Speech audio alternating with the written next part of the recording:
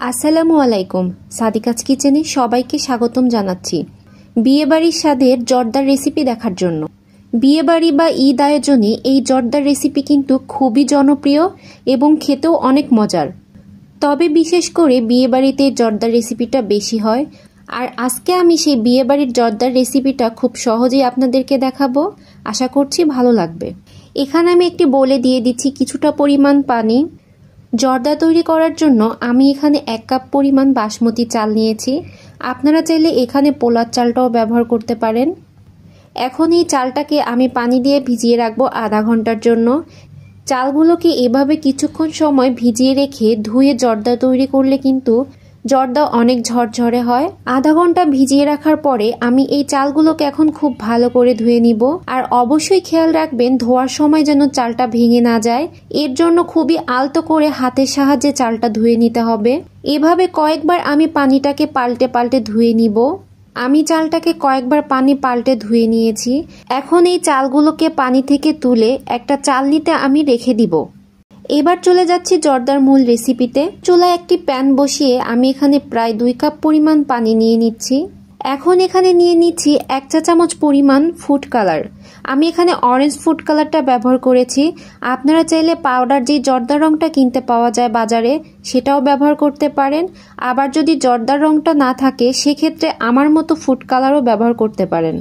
এখন রংটাকে খুব ভালোভাবে নেড়ে পানির সাথে মিশিয়ে নিব। আর এই পর্যায়ে রংটা একটু বেশি পরিমাণে দিয়ে দিবেন। এখন অপেক্ষা করব পানিটা ভালোভাবে ফুটে ওঠা পর্যন্ত।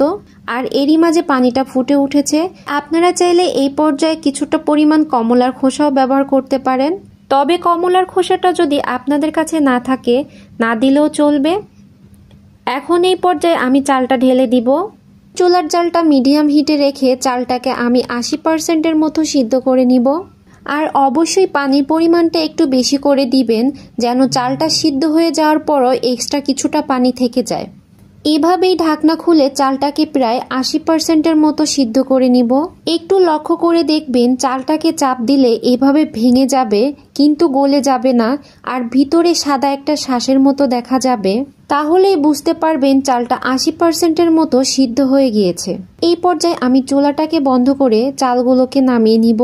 এখানে আমি একটি চালনির সাহায্যে চালগুলোকে ঢেলে দিয়ে পানিটা ঝরিয়ে নিয়েছি এবং চালটাকে আমি একটু ছড়িয়ে দিব যেন ওভারকুক না হয়ে যায়। এখন মিডিয়াম আঁচে চুলায় আমি আরও একটি প্যান বসিয়ে দিয়েছি। প্যানটা একটু গরম হয়ে আসলে এর মধ্যে আমি 1/4 কাপ পরিমাণ ঘি নিয়ে নিচ্ছি। তবে আপনারা চাইলে তেল এবং ঘি দুটো একসাথে মিলিয়ে জর্দাটা তৈরি করতে পারবেন। আর 2 টেবিল চামচ পরিমাণ কাজু বাদাম, 1 টেবিল চামচ পরিমাণ কিশমিশ।